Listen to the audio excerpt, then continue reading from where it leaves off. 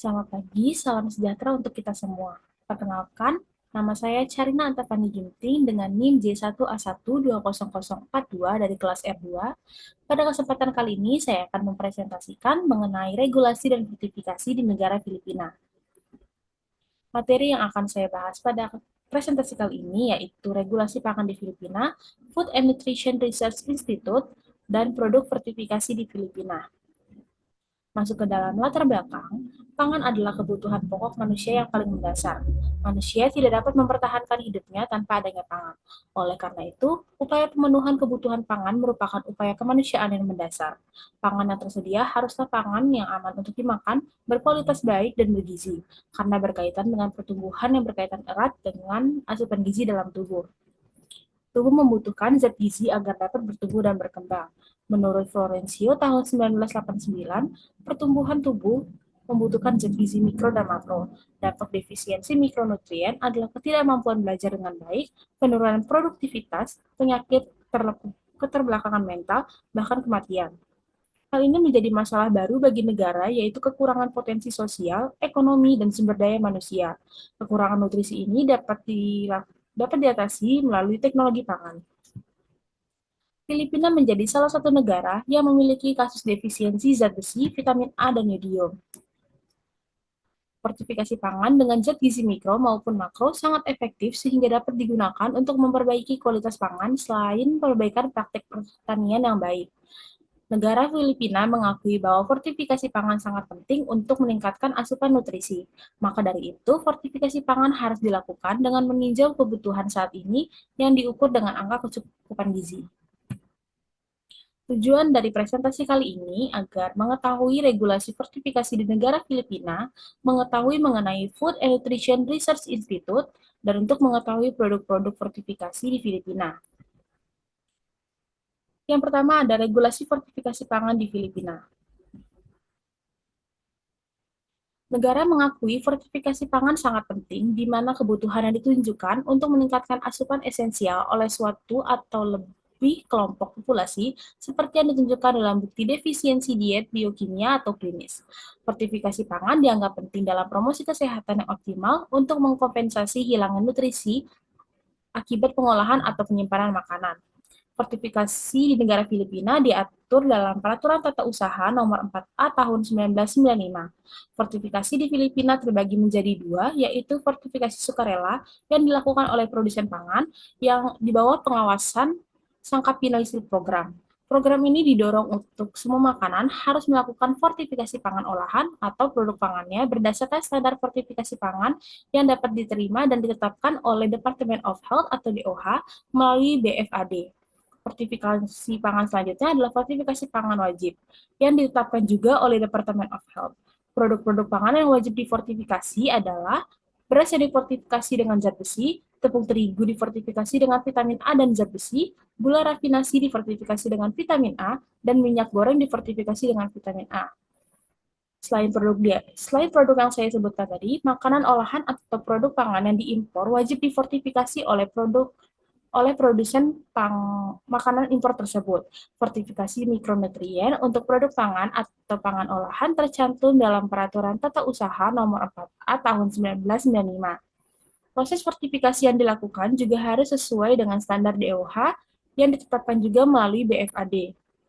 Apabila terdapat ketidaksesuaian pada proses fortifikasi, akan dikenakan sanksi seperti penarikan produk, denda sekurang-kurangnya 300.000 peso, pembatalan pendaftaran produk. Selain itu, untuk pelanggaran pertama, didenda sebesar tidak lebih dari 600.000 peso, dan untuk pelanggaran kedua tidak lebih dari 1 juta peso. Food and Nutrition Research Institute. Food and Nutrition Research Institute atau dikenal sebagai lembaga penelitian umum pemerintah di bidang gizi pangan merupakan salah satu lembaga penelitian pengembangan Departemen Ilmu Pengetahuan yang dibuat di bawah Perintah Eksekutif Nomor 128 pada tahun 1987, 30 Januari. Institut ini berkomitmen untuk mengejar tujuan dan sasaran dari Rencana Nasional Ilmu Pengetahuan dan Teknologi dan Rencana Aksi untuk Gizi Masyarakat. Food and Nutrition Research berfungsi sebagai clearinghouse data dan informasi pangan dan gizi berdasarkan keputusan nomor 94 tanggal 1 Juli 1947. Terbentuknya Department of Science dan Technology atau DOST pada 1958 dan pada tahun 1975 berganti nama menjadi Food and Nutrition Research Center. Lembaga ini melakukan penelitian untuk menentukan status gizi masyarakat dengan mengacu terutama pada masalah gizi buruk, penyebab dan akibatnya, mengembangkan dan merekomendasi pilihan kebijakan, strategi, program dan proyek yang mengatasi masalah gizi buruk yang nantinya akan diimplementasikan oleh lembaga yang tepat. Selain Food and Nutrition Institute ini, pemerintah juga mendampingi program fortifikasi negara Filipina dengan Sangka Pinoy Seed Program. Sangka Pinoy mendorong produsen untuk memasarkan produk makanan fortifikasi berkualitas tinggi. Program ini pertama kali dilaksanakan pada tahun 1994 yang berkolaborasi antara pemerintah dan swasta. Sangka Pinoy mendorong program fortifikasi pangan dengan vitamin A, zat besi, yodium, dan nutrisi lainnya yang umumnya tidak terdapat pada produk dan tidak didapatkan oleh masyarakat menurut NNC tahun 1994. Selanjutnya adalah produk-produk yang difortifikasi di negara Filipina. Yang pertama ada beras. Beras difortifikasi dengan zat besi. Pada tahun 1993, Food and Nutrition Research Institute memulai fortifikasi beras dengan zat besi. Beras yang diperkaya dengan zat besi diperkenalkan terutama di Sorgoson dan Surigao del Norte melalui program Enrich Rice for Anemia Prevention. Upaya tersebut mencakup pengembangan teknologi dan pengujian di pasar Nue Ecija yang merupakan salah satu provinsi penghasil beras di negara Filipina. Produk beras harus mengandung minimal 300 mg zat besi per 100 gram dan maksimal 2.400 mg per 100 gram zat besi. Selanjutnya ada garam. Produk garam difortifikasi dengan yodium. Filipina menerapkan peraturan tentang iodinasi garam secara universal melalui Undang-Undang Republik Nomor 8172 yang disahkan pada November 1995. Peraturan ini mewajibkan semua produsen, importer, dan produsen garam food grade untuk memfortifikasi garam dengan yodium, baik produk yang diproduksi, dipasarkan, atau didistribusikan.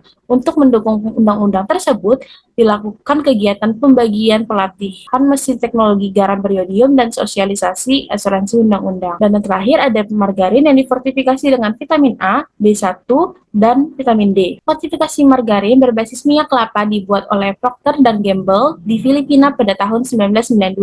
Margarin yang diperkaya dengan vitamin A adalah produk makanan yang menerima penghargaan Segel Pinoy Step dari Departemen Kesehatan sebagai tanda pengakuan dari pemerintah atas produk yang berkualitas tinggi.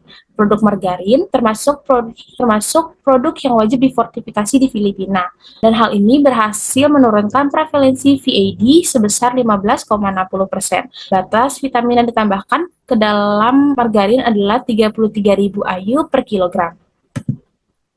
Berikut adalah fortifikasi Filipina.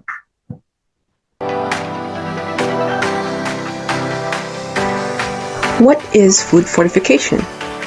Food fortification is defined as the practice of adding vitamins and minerals to commonly consumed food during processing to increase their nutritional value. Have been conducted with various single micronutrient fortification.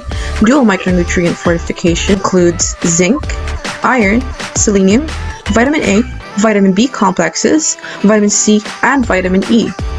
Here's a little fun fact.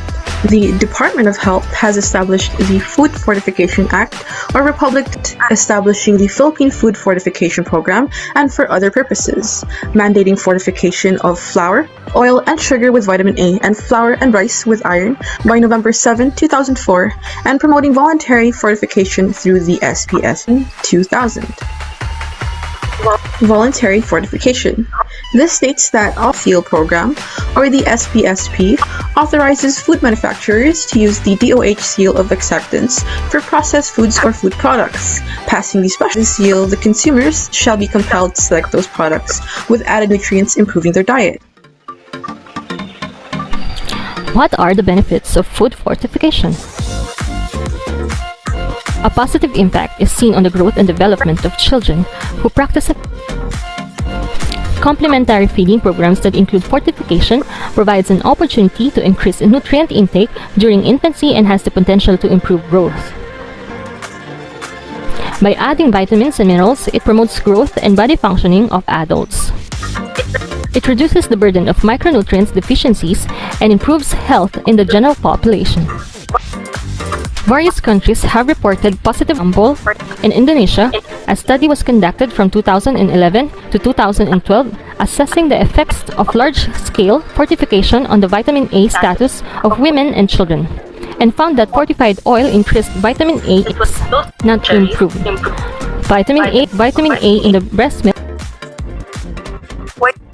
Why do we need food for studies, control, and prevention of micronutrient deficiencies among vulnerable populations, especially women and children, but also to prevent and limit nutritional deficiency problems in the Philippines?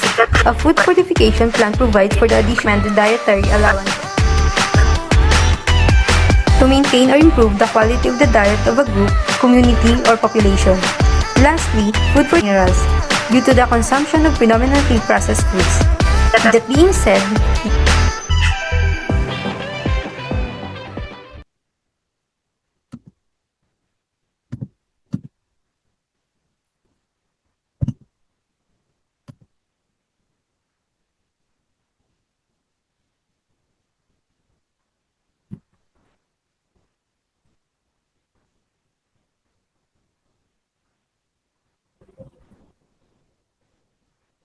Dari presentasi kali ini dapat disimpulkan yaitu fortifikasi negara Filipina diatur dalam undang-undang yaitu The Philippine Food Fortification Act of 20.